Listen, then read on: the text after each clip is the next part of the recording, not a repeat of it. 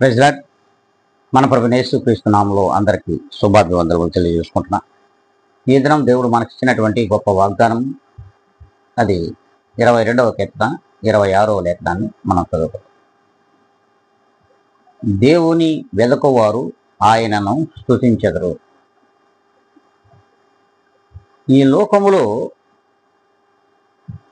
ప్రభువైన యేసుక్రీస్తు వారిని ఎవరైతే వెతుకుతారో వారు నిజముగా దేవుని స్తుతిస్తారు. ఎందుకంటే వారి యందు భయభక్తులు ఉంటాయి కాబట్టి. దేవునిలో భయభక్తులు కలిగిన వారు మాత్రమే ఆ దేవుణ్ణి స్తుతిస్తారు. ఎవరైతే లోకము మీద మరి ఆశ కలిగి ఆ లోకములో తిరుగాడుతుంటారో వారు దేవుని మనస్ఫూర్తిగా స్తుతించలేరు. అందుకే ప్రభువుల వారి యొక్క వాక్యమే సెలవిస్తూ ఉంది, నిజముగా దేవుణ్ణి స్తుతించేవారు, దేవుని వెదకవారు ఈ లోకంలో ఉన్నారా అంటే అది క్రైస్తవ జనాంగమని, విశ్వాసులని మరి చెప్పుకుంటున్నాం.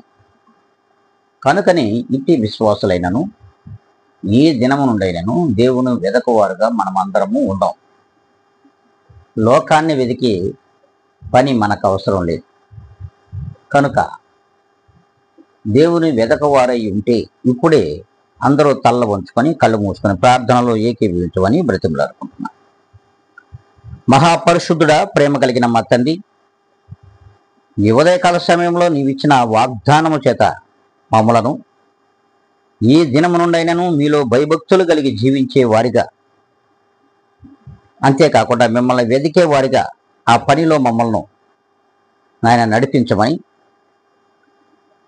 అందుకై మీ కృపను ప్రియ విశ్వాసులందరిపైన కుమ్మరించమని బ్రతిమలాడుకుంటూ ఈ ఉదయకాల సమయంలో మమ్మలను మీ పాదముల దగ్గర సమర్పించుకుంటూ నన్ను నేను మిక్కిలిగా తగ్గించుకుని యేసుక్రీస్తు నామములో అడిగి వేడుకొని ప్రార్థిస్తున్నాను మా తండ్రి.